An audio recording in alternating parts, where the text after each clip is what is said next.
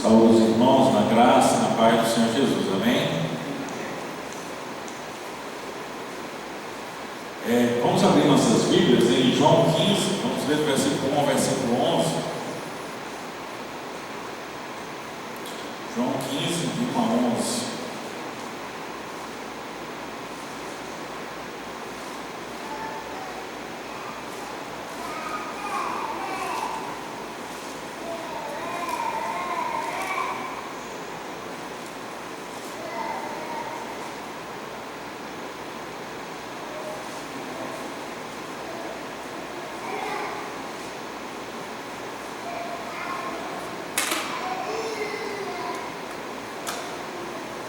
Amém? João 15, de 1 a 11. Vamos fazer essa leitura de forma alternada.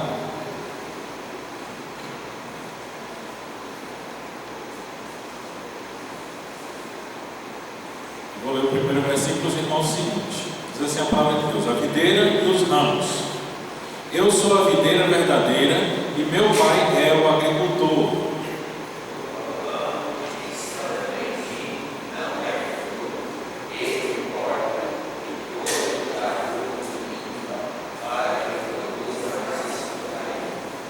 Vós já estáis limpos pela palavra que vos tenho falado. Permanecei em mim, e eu permanecerei em vós.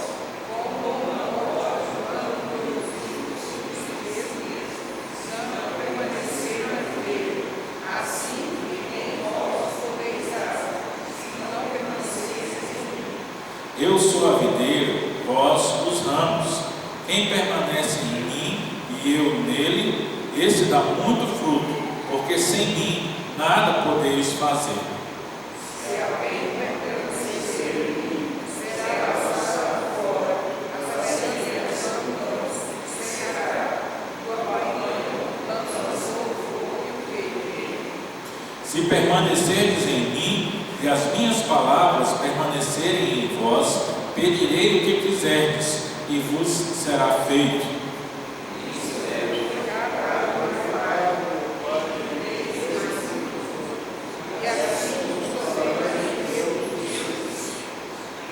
Como o Pai me amou, também eu vos amei. Permanecei no meu amor.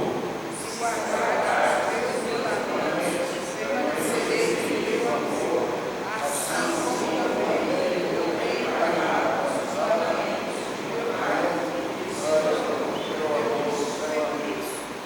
Tenho-vos dito essas coisas para que meu gozo esteja em vós e o vosso gozo seja completo.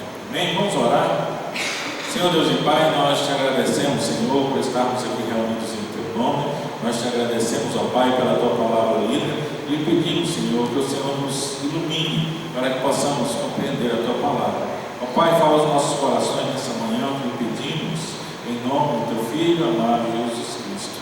Amém.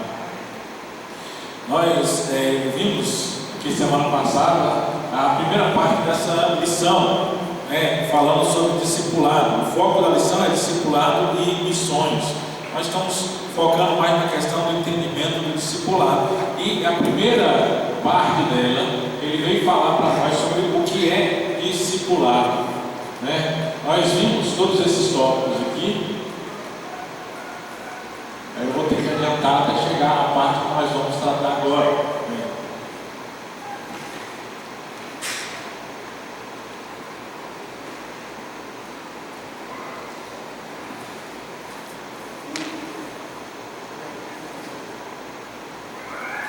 E aí vale lembrar a nossa introdução quando falamos a respeito do discipulado. E uma coisa que nos chama a atenção ao autor, e vale a pena aqui para todo o assunto, nós vamos falar hoje sobre a base e o alvo do discipulado, o fundamento e qual o objetivo dele. É que essa frase, eu peguei ela bem interessante, Volta não. Que é uma frase atribuída a John Bunyan, a vida cristã é uma jornada incrível. O grande problema, muitas vezes, é que a gente considera a vida cristã como se o alvo da vida cristã fosse a conversão. Das igrejas, entre os crentes, muitas vezes a gente fica muito focado nisso. É como se assim, ó, vamos trabalhar, vamos tentar convencer alguém, vamos evangelizar isso, a pessoa se converteu, pronto, objetivo alcançado. Só que quando nós falamos de evangelho, a conversão ela é o primeiro passo. Ele não é o fim, mas é o começo. E esse é o grande problema da igreja hoje. É muito da igreja, as igrejas, de forma assim, têm pensado muito no alvo, como alvo sendo simplesmente a conversão. E a conversão ela é só o começo. Quando nós estudamos o nosso catecismo, e for lá ler as suas perguntas, ele vai nos falar sobre como Deus salva o homem, ele vai nos falar qual o objetivo, como Deus criou, todas essas coisas. Mas a um certo momento ele chega até o ponto da conversão, aí ele começa uma outra parte, e aí ele vai falar sobre o que vem depois da conversão. Ele fala sobre justificação, fala sobre santificação, que é o processo pelo qual nós passamos, e também a partir disso a nossa obrigação, vamos dizer assim, a nossa função enquanto membros de um corpo, membros da igreja. O texto que nós lemos, ele fala que nós precisamos dar frutos. O dar frutos, ele está enfatizando aqui, ele é a função de todo aquele que recebeu o Evangelho na sua vida. Mas olha, a nossa leitura geralmente, quando nós lemos, que deis muito fruto, eu sou a videira, vocês são o ramo, nós ficamos pensando só no fruto. Só que no texto, o fruto, ele é uma consequência. Porque ele está falando que de nós, como servos de Deus, ligados a Cristo, que é a videira, produzirmos. E isso acontece quando? Quando é que nós somos ligados a Cristo? Quando é que nós podemos produzir fruto? É a partir da conversão. É conversão para frente. E por isso, muitas vezes, a gente não observa uma marca que é essencial. Eu deixo os primórdios da lembrada da igreja, que tem a ver justamente com a jornada cristã, que é eu, como convertido, como servo de Deus, eu preciso produzir, eu preciso resultar em alguma coisa. Mas quando o meu foco fica só como objetivo a conversão, fica aquela ideia: eu já me converti, e aí a gente chega na igreja reformada, como a nossa, e fala que a salvação não se perde. Então, eu converti, não perco mais a salvação, pronto, acabou. E a gente perde a jornada pela metade, porque a conversão ela é só o primeiro passo de uma nova vida.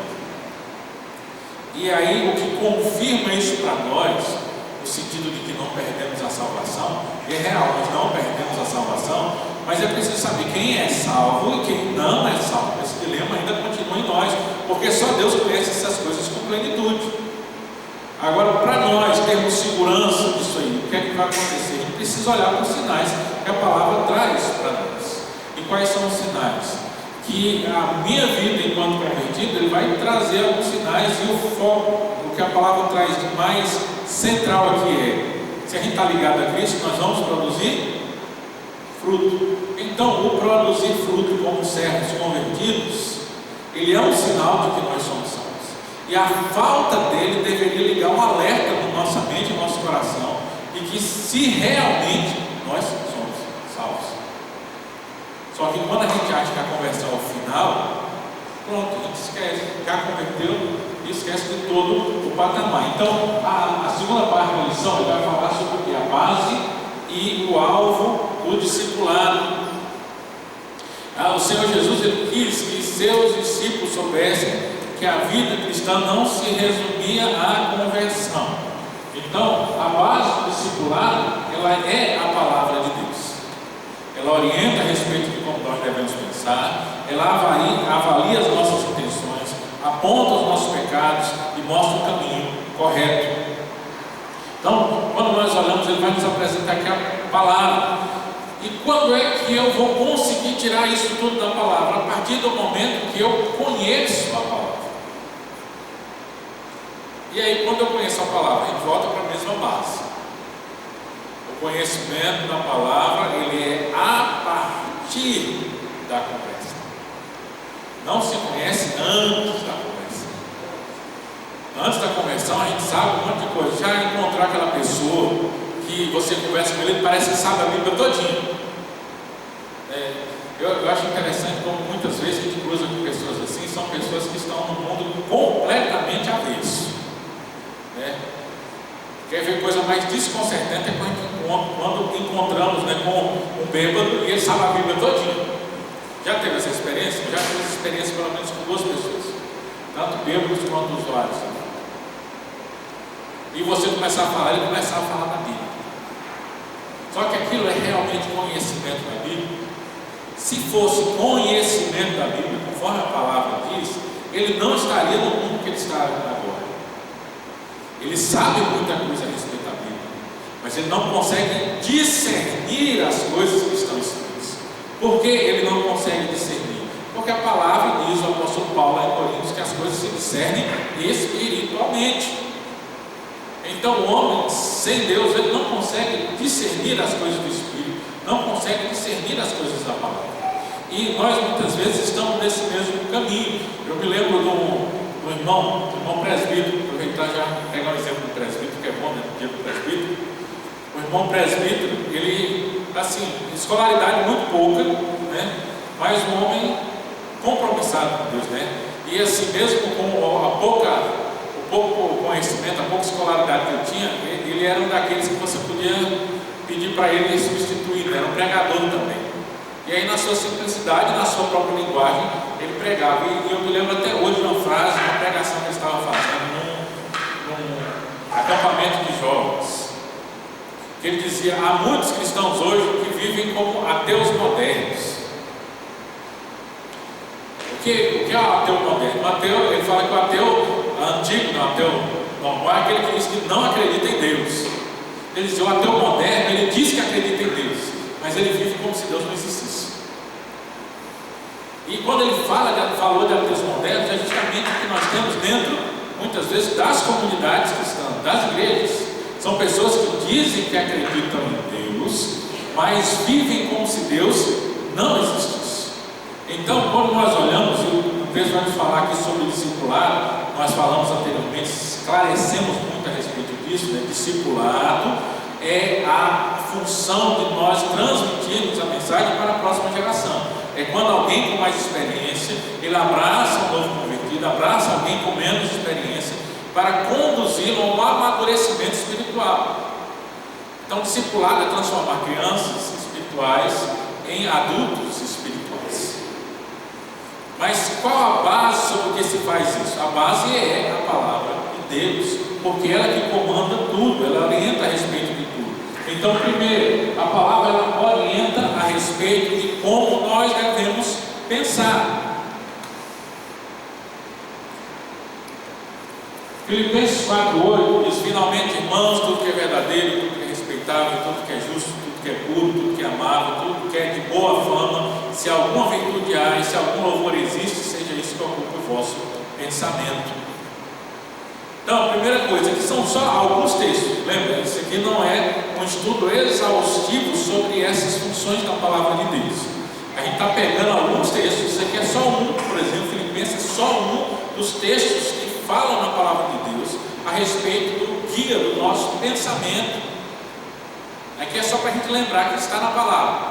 Então, a palavra nos diz como nós devemos pensar, nossas decisões, a nossa forma de agir, a nossa forma de raciocinar, ele precisa estar baseado na palavra. Não é a palavra que se subordina ao nosso pensamento, mas é o nosso pensamento que tem que se subordinar à palavra de Deus. Como é que nós podemos produzir frutos se a gente não tem esse enraizamento na palavra? E aí vem a coisa mais complexa, eu acho interessante. Às vezes as pessoas, por não ter maturidade espiritual, elas não compreendem quando alguém age com a palavra. Como pastor, uma das coisas que a gente mais enfrenta é quando você dá uma direção para alguma coisa, você diz, tem que fazer desse jeito. As pessoas geralmente acham que é intransigência do pastor. Então você chega e pensa: ah não, mas uma vez eu cheguei numa igreja, a gente começando a trabalhar com a equipe de louvor, né? Comecei a fazer um limpa das músicas que se cantavam, né? Tinha muita música que doutrinariamente estava completamente ao avesso do nosso foco doutrinário, da nossa confissão. E aí eu fui pegando os irmãos: essa música aqui não canta mais, essa aqui não canta mais, essa aqui não canta mais. Ah, por quê? Porque assim, a música o foco é humanista, a música não está adorando a Deus, a música fala do homem. Aí foi explicando. Só que é incrível como algumas pessoas que participavam do louvor, elas meio que ficaram assim, com aquela raivinha, né? Ficar empurrado. Porque a ideia, o pastor não está deixando a gente cantar as músicas que a gente gosta. E aí a imaturidade espiritual, ela mostra como as pessoas elas não conhecem a palavra. Porque quando a gente está agindo de acordo com a palavra de Deus, e a gente tem esse conhecimento, quando você tem maturidade, você vai entender que aquilo está na palavra de Deus. Mas a coisa mais complexa é quando você tem que dizer para as pessoas e depois tem que explicar, e a pessoa acha que tem que ser convencida que ela não deve fazer aquilo. Quando na verdade, na liderança, você vai dar o foco, mas se você acha que precisa ser convencido a seguir a palavra de Deus, cuidado, é um sinal amarelo. Tem conversão aí realmente? Porque a palavra é a palavra. A palavra é o foco. Então, ela vai nos moldar como nós devemos pensar. Nosso pensamento ele é cativo, ele é preso na palavra de Deus. Segundo, a palavra ela avalia as nossas intenções. Eu gosto muito desse texto de Hebreus, né, quando ele fala da palavra de Deus. Todo mundo conhece ele, né? Que a palavra é espada de dois gumes. Todo mundo já ouviu esse texto. Porque a palavra de Deus é viva, eficaz, mais cortante do que qualquer espada de dois gumes, que penetra até o ponto de dividir alma e espírito, juntas e medulas, e é apta para discernir os pensamentos e propósitos do coração. É interessante como a gente fica muito na espada, né? E às vezes a gente fica, não, a palavra de Deus é espada, espada de dois gumes. Às vezes a gente nem sabe o que é dois gumes, né? Se você olhar, quando a gente gosta de filme, né, você presta atenção nisso. Nos filmes tem dois tipos de espada que aparecem. Tem quando é um filme japonês, que é aquela espada japonesa, que chama katana. A espada japonesa ela tem uma lâmina só de um lado. A lâmina dela é só de uma lateral. É aquela que os samurais usam. Então, uma lâmina de um lado é um gume. Gume se refere à lâmina. A lâmina. Então ela é bolada só de um lado. Quando ele fala espada de dois gumes, as espadas medievais, aquelas que os romanos usavam. Com certeza o autor de Hebreus ele tinha um foco na espada usada pelos romanos, né, chamada de gládio. É uma espada curta com lâmina dos dois lados. Uma espada com lâmina dos dois lados, ela ganhava porque ao golpear, tanto se podia trocar, né, que assim, o cara estava lutando ali, se amassou muito um lado da lâmina, porque se está batendo contra outras espadas e contra armaduras, ele vira a espada e a outra lâmina ainda está forte. Como também, o fato é que a espada de dois gumes, ela vai cortando, e quando ele volta também, se ela atingir alguém, ele corta também. Então ela tem uma ação dobrada e um fio contínuo que vai dar mais oportunidades. E no foco da espada, que era a gládio romana, os pesquisadores sobre armas medievais eles falam, foi um grande foco, é como se fosse a gente fosse pensar, era o aparelho mais moderno, era a aparelhagem mais moderna de guerra que se existia naquele tempo. Porque era uma espada que ela tinha a possibilidade de furar armaduras, por causa do seu tamanho, por causa do formato da sua ponta e porque ela tinha fio dos dois lados. Então, quando ela batia de ponta na armadura, ela abria como se fosse um abridor de latas, penetrava e conseguia atingir o adversário, mesmo que não fosse uma ferida que fosse profunda para matar, mas aquilo no peito ou na região do abdômen era um corte suficiente para deixar uma dor que limitava a capacidade de luta do oponente. Então, por isso que os romanos eram tão bons de guerra. Então, é essa espada que está comparando aqui. Mas no final do versículo 12 e o versículo 13, ele vai falar o quê? Ela é apta para discernir pensamentos e propósitos do coração. E o versículo 13: não há criatura que não lhe seja manifesta na sua presença, pelo contrário, todas as coisas estão descobertas e patentes aos olhos daquele a quem devemos prestar contas.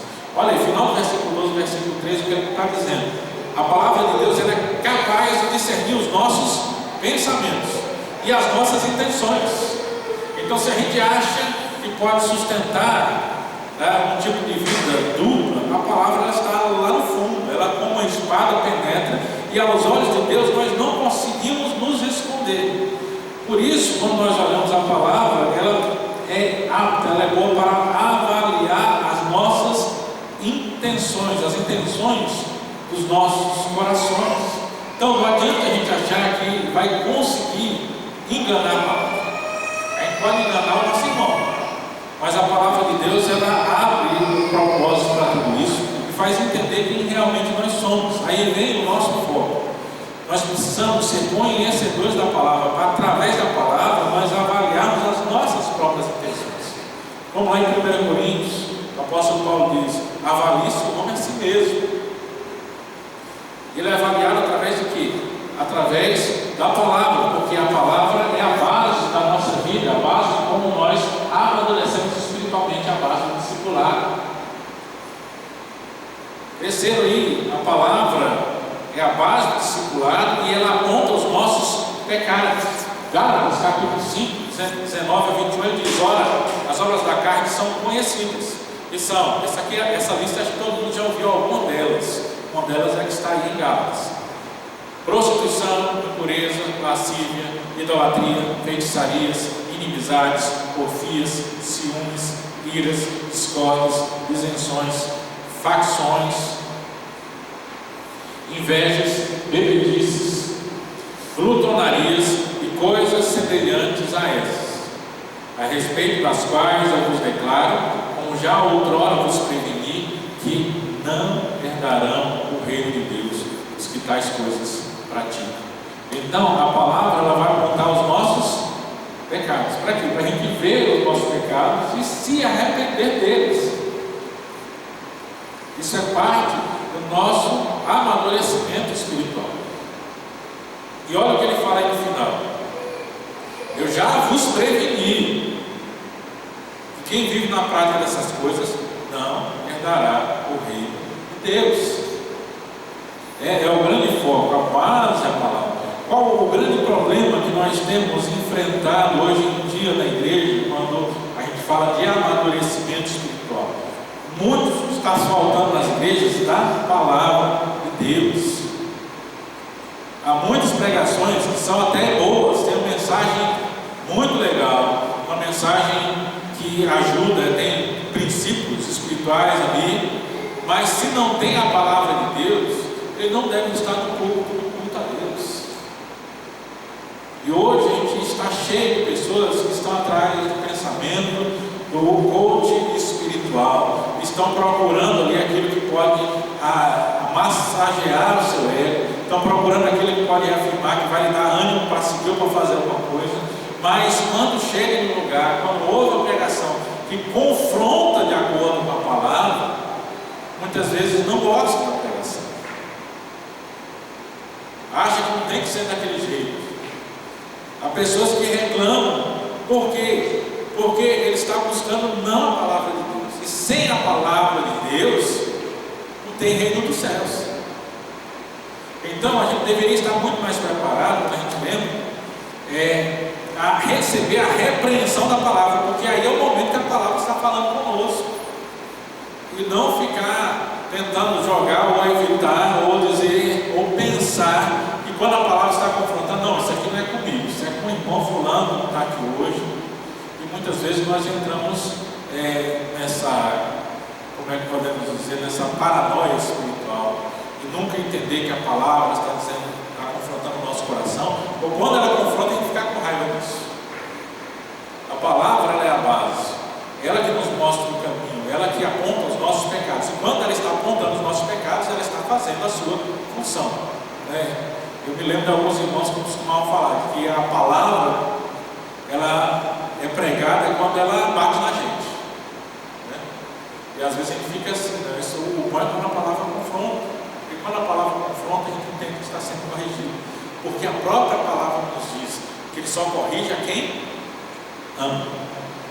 Então, se a palavra vem dar uma chicotada na gente, é porque Deus está nos corrigindo, porque nós somos filhos. A palavra diz que se nós não somos corrigidos, é porque nós não somos filhos.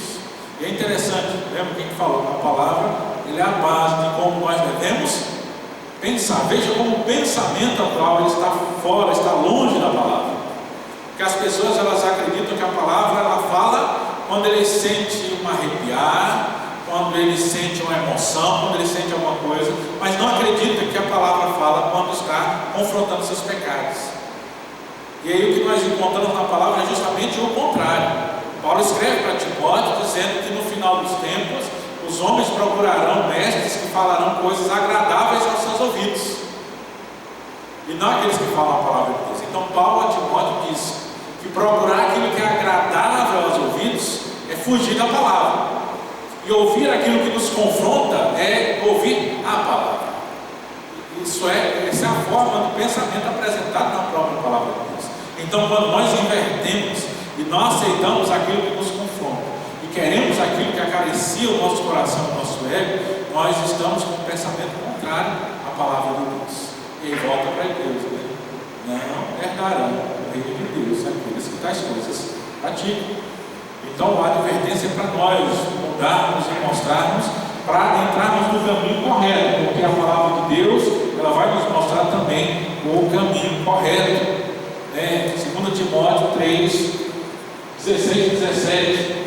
Toda a Escritura é inspirada por Deus, útil para ensino, para a repreensão, para a correção, para a educação na justiça, a fim de que o homem de Deus seja perfeito e perfeitamente habilitado para toda boa obra. Então, isso aqui é o mais importante que nós temos tratado. Qual o objetivo? Para que o homem de Deus seja perfeito e perfeitamente habilitado para toda boa obra. O que é isso? Essa descrição que Paulo faz a Timóteo? Isso aqui é maturidade espiritual. Habilitado. Nós vimos lá que a maturidade espiritual, na semana passada, ela leva o homem da infantilidade espiritual até alguém capaz de servir na casa de Deus. Segundo aqui, então a base do discipulado é a palavra de Deus. Ela orienta como devemos pensar, avalia as nossas intenções, aponta os nossos pecados e mostra o caminho correto. O alvo, o objetivo do discipulado é a comunhão com Cristo. A condição para darmos frutos, segundo o texto de João, capítulo 15, que nós lemos aí, do 1 a 11, precisamos permanecer em Cristo. Aí ele diz: sem mim nada podeis fazer. Eu sou a videira e vocês os ramos. Todo aquele que estiver ligado a mim está fruto. Então, a condição base, o alvo do discipulado é unir a Cristo. Então, quando nós estamos unidos a Cristo, nós crescemos espiritualmente. A palavra vai dizer que a palavra, o Espírito Santo, vai fazer o que? Ele vai nos podar, cortar, bater, para poder a gente aprender a seguir o caminho certo. E alimentando de Cristo, nós vamos crescer.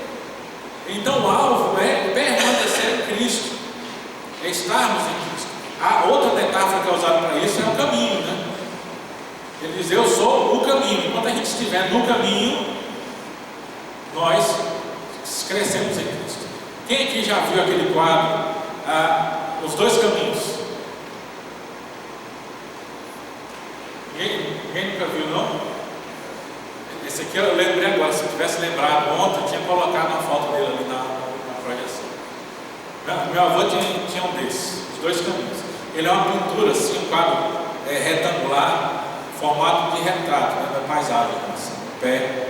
E aí tem os dois caminhos. Tem um caminho largo, desenhado do lado. Lá no finalzinho do caminho tem o fogo, assim, consumidor. E o outro tem um caminho estreito, bem sinuoso, que vai subindo pela montanha aqui. E lá no fim tem as nuvens do céu, que mostram lá o arco-íris de Deus, representado em uma luz. Esse quadro, ele mostra o caminho estreito. Já começa embaixo, na entrada, que tem uma porta pequenininha, uma porta estreita, e do lado a porta larga. E aí ele usa o texto, estreita é a porta que conduz à vida eterna, e larga é o caminho da perdição. Só que no meio ele tem algo interessante, que é um caminho bem estreitinho, sabe? Aqueles tipo trilha. Você vai só enfileirando, não dá para andar um do lado do outro, um por vez.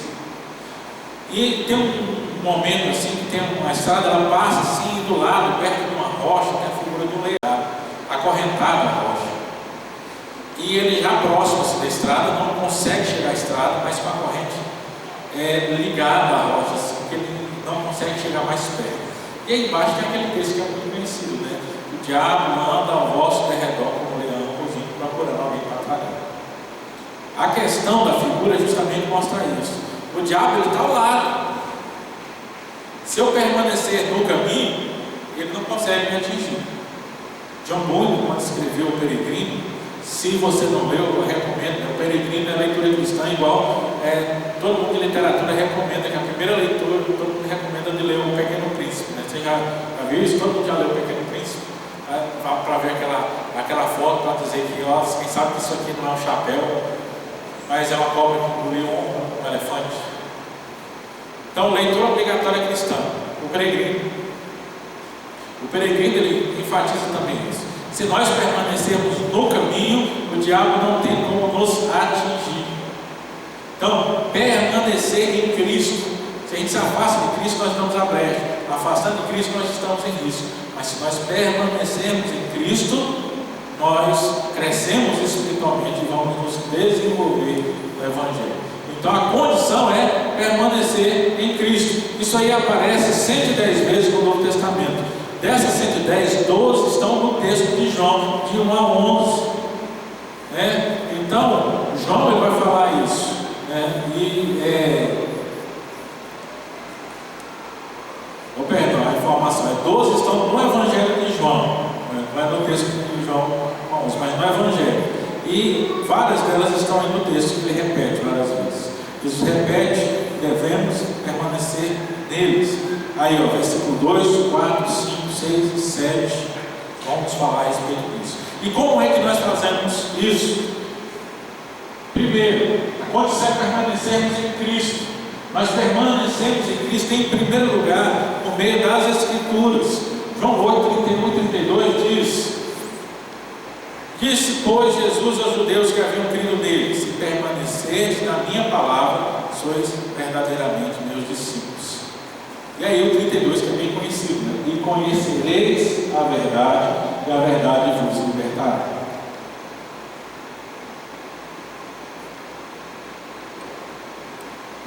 Então, é preciso permanecermos em Cristo. Permanecer em Cristo é o alvo do amadurecimento cristão, é o alvo da vida cristã. Quando é que a gente começa isso? Voltando lá atrás. Quando a gente começa, quando é que a gente é ligado a Cristo para permanecer nele? Não, eu já falei aqui, eu quero. Pensa aí, é para você responder essa. Quando é que nós começamos esse permanecer em Cristo? Quando é que nós somos ligados a Cristo?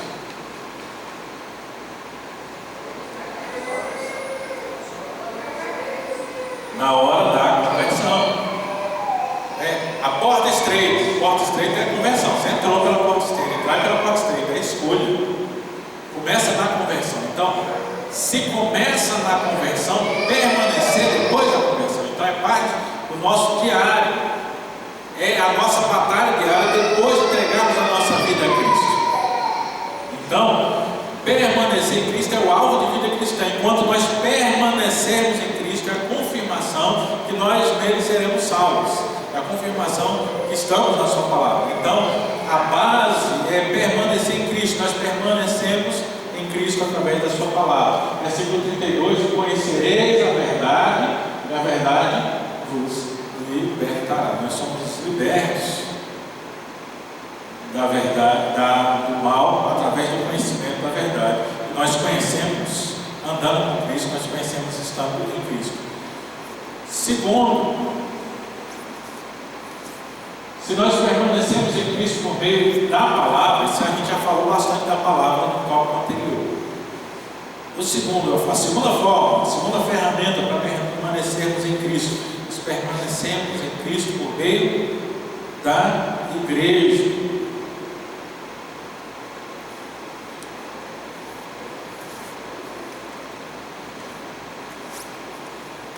A igreja como comunidade, João 4,20: se alguém disser amo a Deus e odiar a seu irmão, é mentiroso, pois aquele que não ama seu irmão a quem vê, não pode amar a Deus a quem não vê. Você vê que a palavra ela não tem meio termos com a gente, né? ela não alisa, ela vai confrontando e bate diretamente. Então nós permanecemos em Cristo por meio da comunhão, do amor. Por que isso? Porque é o amor aos irmãos que nos distingue do mundo. João 13,35. O que é que João diz? Nisto conhecerão que sois meus discípulos, se tiverdes amor uns pelos outros. Amor uns aos outros.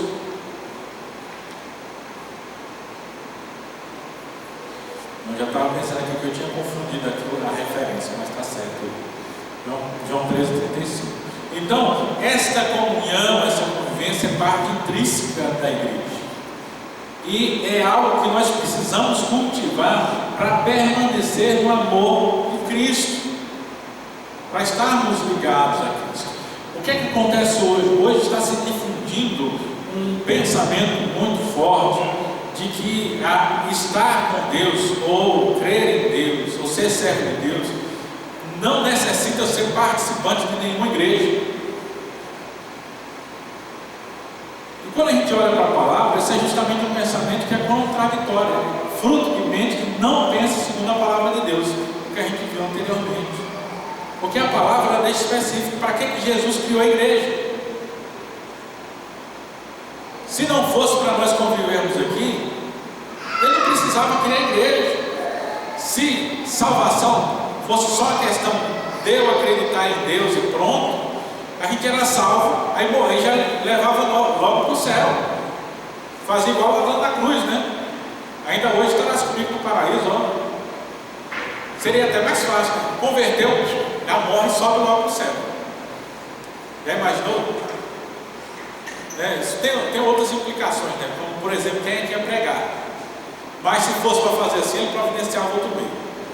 Mas a comunhão com a igreja, ela é essencial. Deus criou a igreja para que ela existisse. As pessoas, quando elas acham que elas podem viver sem igreja, fora da comunidade, sem comunhão, aí é o momento onde elas começam a se afastar, onde se sai do caminho e é onde o diabo abraça. Tem muita gente aí caindo no colo do diabo, porque acha que pode contrariar aquilo que a palavra de Deus ela está fazendo. A distinção da igreja mostra aqui, João 3,35.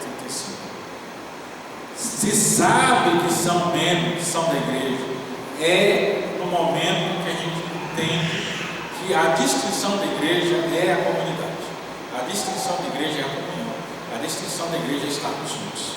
Agora, qual é o problema da modernidade? É algo que nós tínhamos muito mais antigamente, mas hoje nós temos perdido. Hoje nós estamos cheios de cristãos que eles têm convivência muito mais com o mundo do que com a igreja. O nosso ciclo de amizades é muito mais do mundo do que dentro da igreja. E nós gastamos o nosso tempo muito mais com os de fora do que com os de dentro. A igreja ela virou uma parcelazinha, é um clube que eu frequento no final de semana para ver de vez em quando os irmãos, mas não tenho prazer na presença deles. E isso é sintomático, porque isso é uma ação do inimigo para destruir a igreja. Antigamente, quando você se convertia, você trocava suas amizades. Havia uma migração gradual e forte na conversão das pessoas para a convivência com aqueles que faziam parte da mesma fé. Se buscava a convivência com aqueles que faziam parte da mesma fé. Hoje, nós tentamos evitar a convivência. No interior, a gente vê um pouco menos isso, mas na capital, nós vemos grandes igrejas que as pessoas querem entrar, assistir o culto e ir embora sem serem perturbados. Isso é justamente o fugir de tudo isso.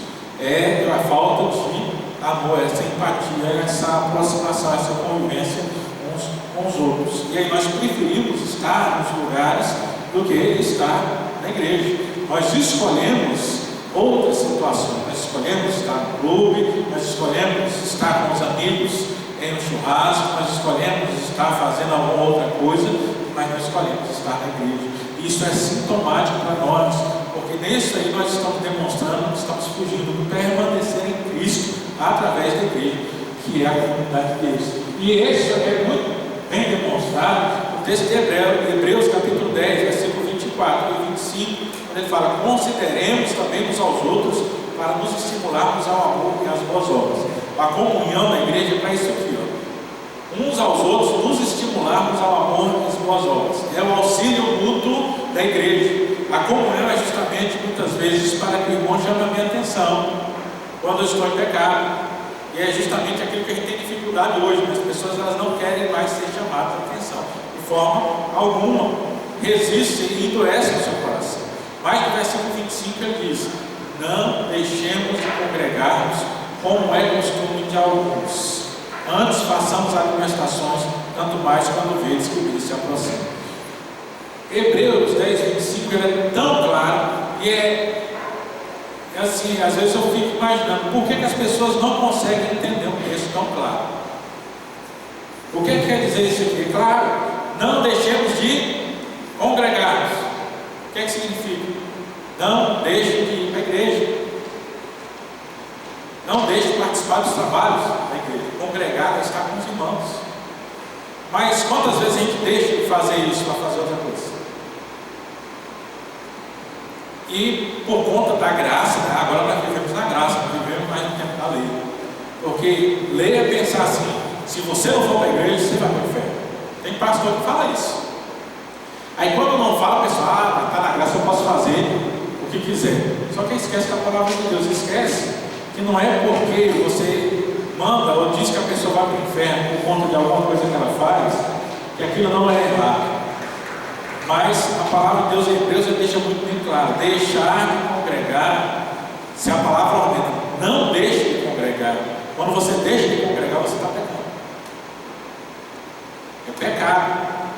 Você está desobedecendo a Deus. Aí depois você desobedece a Deus e aí fica pedindo a Deus bênção.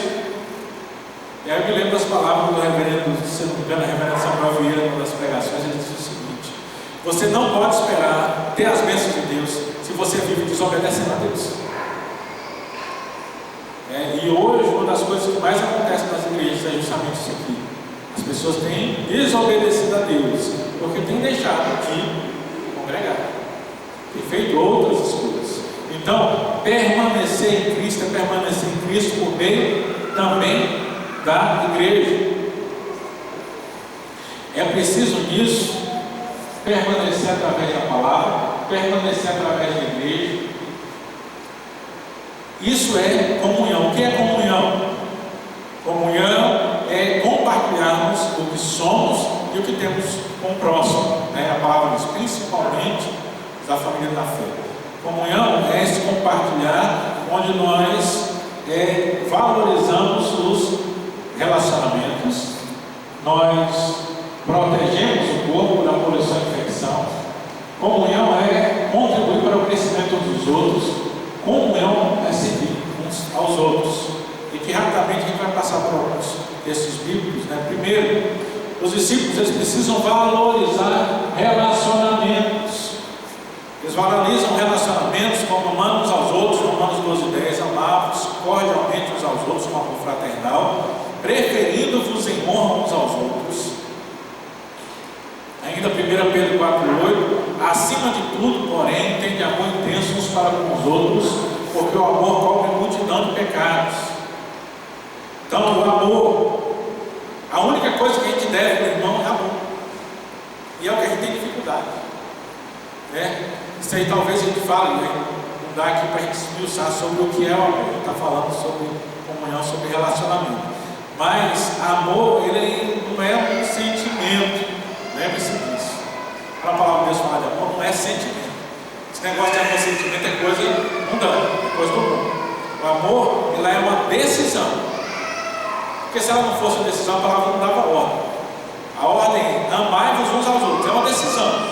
Você decide amar e age com quem ama. E assim funciona.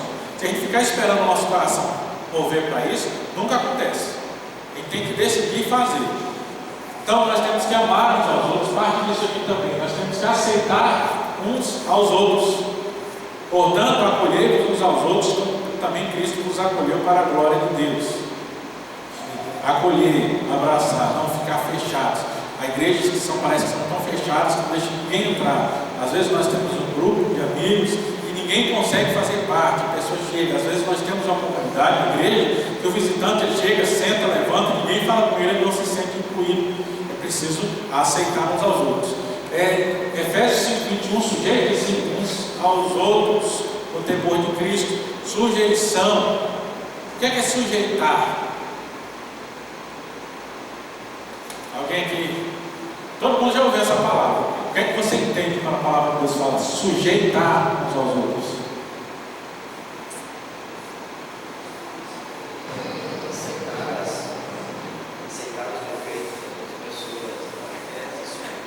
Não, mais ou menos, só que aí está mais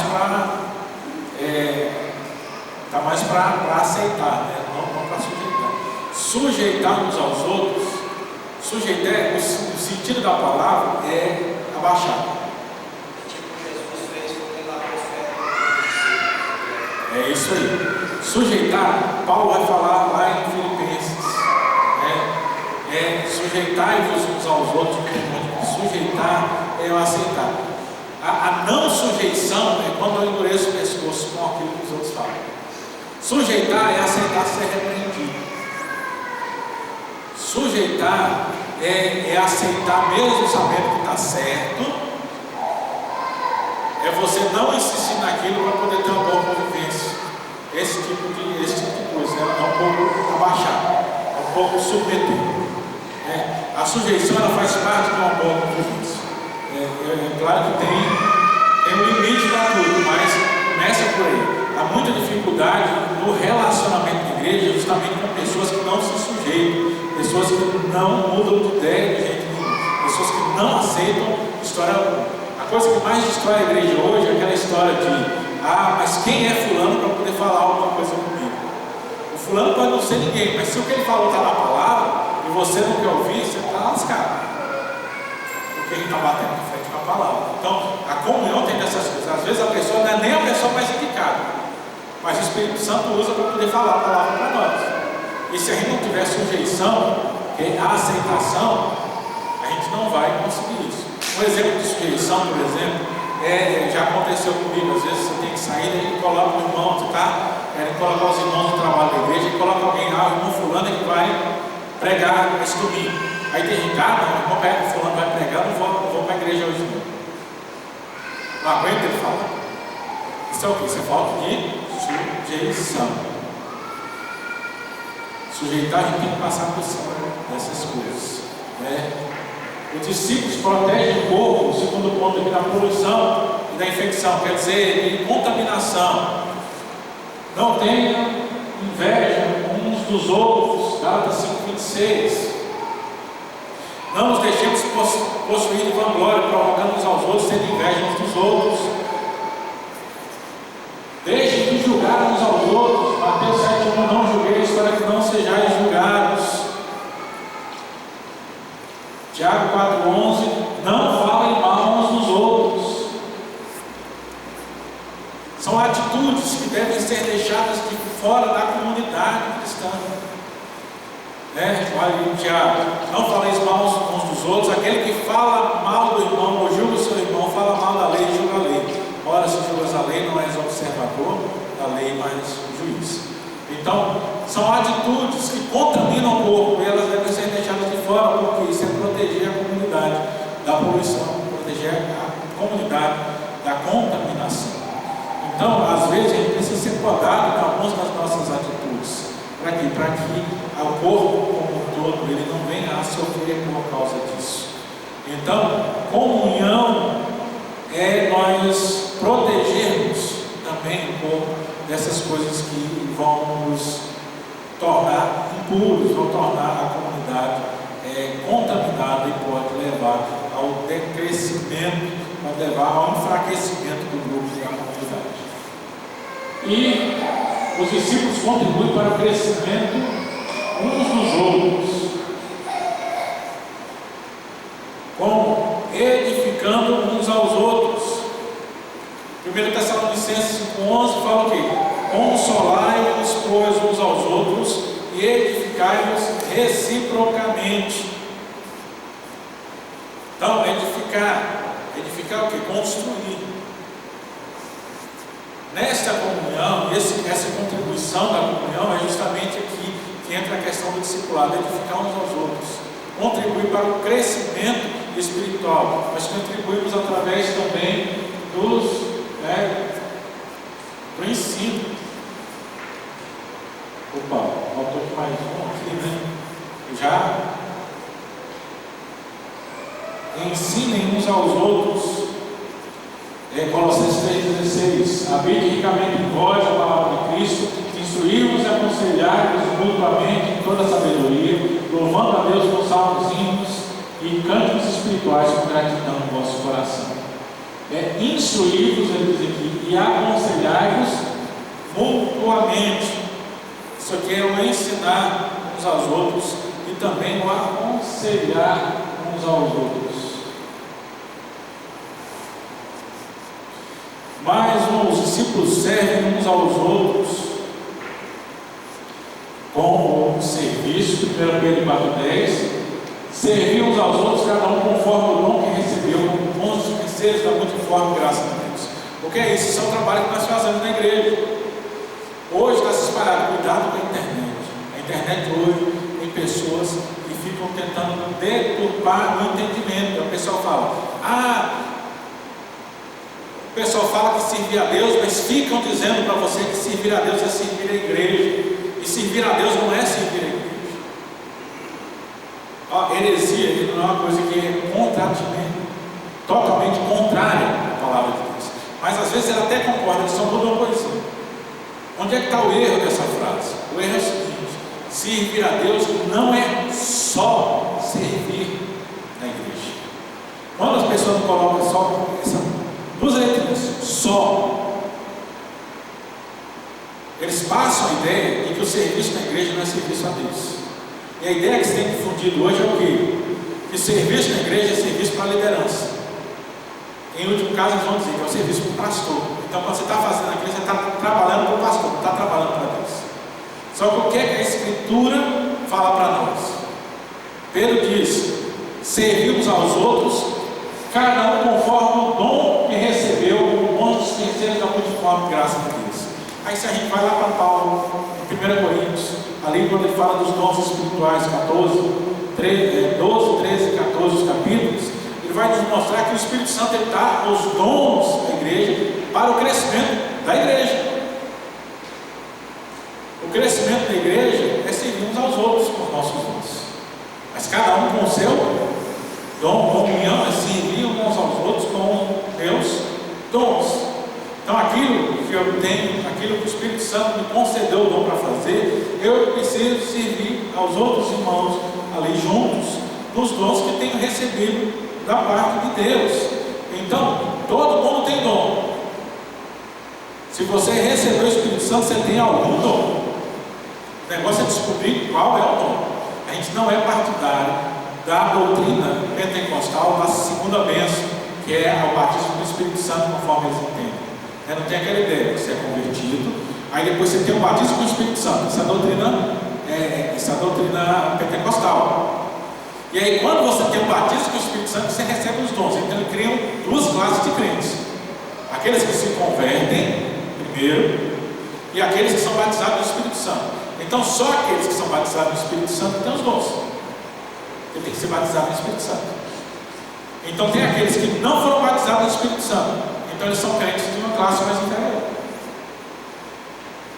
Só que isso vai fazer alguma coisa. Para nós, a gente acredita que no momento em que você aceita a Cristo, nesse momento você já é batizado no Espírito Santo. Isso quer dizer que nesse momento você já tem dons. O Espírito Santo ele já concede dons. Então, não existe crente sem dom na igreja que não possa servir. E se você não tem dom nenhum, aí sinal amarelo. Eu estou falando com vocês. Se não tem dom nenhum, será que é convertido? É a questão, é o sinal amarelo para a gente voltar. Sempre tem um dom, às vezes a gente tem um dom, só que o que é que a gente fez? A gente não atentou lá para a parábola dos talentos. A gente recebeu o dom e enterrou. E está esperando o Senhor voltar. E o que é que aconteceu com o servo que recebeu o dom e enterrou? Quando o Senhor chegou, ele mandou jogar fora. Mandou prender, E esse não entrou, esse não teve gosto, esse teve tudo tomado. Diz: aquele que não tem, até o que tem será tomado. Então, nós estamos aqui para servir com os dons que nós recebemos. Mas se a gente entrar na ideia de falar: mas eu não sei fazer nada, pode procurar que tem alguma coisa na igreja que você pode fazer. Todo crente tem que fazer, nem que seja interceder pelos outros. Mas que você é um crente, que você não trabalha nada, você nem orar você consegue, aí o sinal amarelo de novo. Escava e procura, esmiuça para saber, cadê meu dom? Ele tem que estar aqui. Se você ainda não viu, ora, pede o Espírito Santo para abrir o coração, porque ele está lá. Né?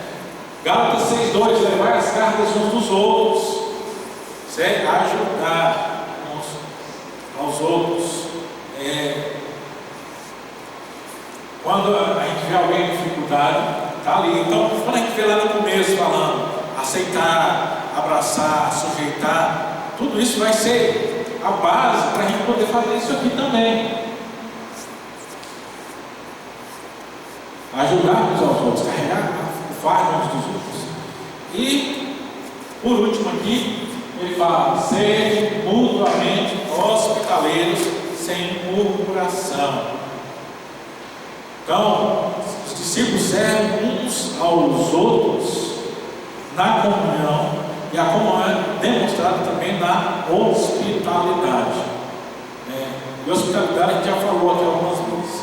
E aqui focando no que a gente está falando, principalmente aqui no foco, hospitalidade na igreja. Como é que tem sido a nossa hospitalidade na igreja? Às vezes a gente faz isso sem nem perceber. Aqui nos cultos no meio da semana, quando os irmãos chegam, os irmãos diáconos, a gente chega, arruma, coloca as coisas no lugar e está aqui dentro, e tem um irmão que chega, ele está assim, por causa das paredes ali na entrada da igreja, fazendo essas duas paredes assim, o vento quando bate, ele vem trazendo as folhas, ele bate e faz uma rodada assim, né? E acumula uma quantidade de folhas ali na porta. Aí eu chego, estou ajeitando as coisas, aí chega um diácono, já tem uns 2 ou 3 que já vem fazendo isso. Aí eles veem aquilo lá, ele vai lá dentro, pega uma vassoura e tira aquelas folhas ali da frente. O que é isso? Isso é um pequeno sinal, mas é um sinal verdadeiro de hospitalidade. Vamos irmãos chegar, vai passar por cima dessas folhas aqui, sabe? Então, não tirar, vou deixar a porta limpinha para que quem está chegando possa ver a porta limpa, tá? Isso é hospitalidade. São pequenos sinais. Às vezes não precisa fazer aquela coisa gigante, mas nas pequenas coisas nós demonstraremos hospitalidade. Se cada um fizer um pequeno detalhezinho desse, a igreja como toda ela se torna uma igreja hospitaleira. Uma igreja hospitaleira é uma igreja que investe não só na comunhão, mas através da comunhão ela investe no crescimento espiritual daqueles que se aproximam dela. Então, todas essas coisas, elas são trazidas para nós, para mostrar que a comunhão ela é a base, ela é o alvo, é através da comunhão que nós amadurecemos espiritualmente, e amadurecer espiritualmente é discipular. E é o que nós precisamos resgatar do nosso coração. É amadurecer a comunhão, é a comunidade, é a igreja, a participação, é a nossa maturidade, para que o Evangelho possa passar para outros. Concluindo aqui, né, tem uma frase que voltou, que eu achei interessante, na conclusão dele. Ele diz: alguém já disse, se você não tiver tempo para perder com um novo convertido, vai perder o novo convertido com o tempo. Se eu não tiver tempo para perder com as coisas de Deus, como é que eu quero que Deus perca tempo comigo? Se eu não tiver tempo para perder com as coisas de Deus aqui, como é que eu quero ter tempo no céu na presença de Deus? Então, o chamado é justamente nesse sentido. Comunhão, como nós pensamos, pensar como discípulo, não pensar como membro da igreja. A gente usa o termo membro para saber que ele está onde está. E às vezes até esse negócio, tem pessoas que frequentam a igreja há muito tempo, mas nunca se preocuparam se são membros ou se não são membros. Ele vive ali porque não tem um pensamento justamente do discípulo. O pensamento do discípulo o discípulo é aquele que aprende, amadurece espiritualmente e ajuda outros a amadurecer espiritualmente. Se eu não tenho esse pensamento de estar envolvido nesse trabalho de amadurecimento espiritual, muitas vezes eu tenho pensado como membro, não como membro da igreja, como membro como se fosse de um clube. No lugar que eu vou, eu participo, eu saio, e eu não tenho mais nenhum envolvimento com isso. E esse pensamento de membro não é um pensamento do rei. Porque a palavra diz para nós, lá em Mateus, na grande comissão aqui: ide, fazer discípulos de todas as nações. A ordem não é fazer membros, ele não é incluir pessoas na igreja. Quando nós lemos em Atos 2, na pregação de Pedro, e tem a conversão de 5.000, ele fala de mais 5.000 foram acrescentados ao número dos discípulos. São essas pessoas que saem pregando o evangelho em todo lugar, porque entenderam que é discípulo. Ser cristão não é ser membro da igreja. Ser cristão é ser discípulo de Cristo. E o discípulo de Cristo, ele não é o participante da igreja. O discípulo de Cristo, ele é a igreja, no sentido que ele faz o trabalho da igreja, junto com os demais irmãos. Amém?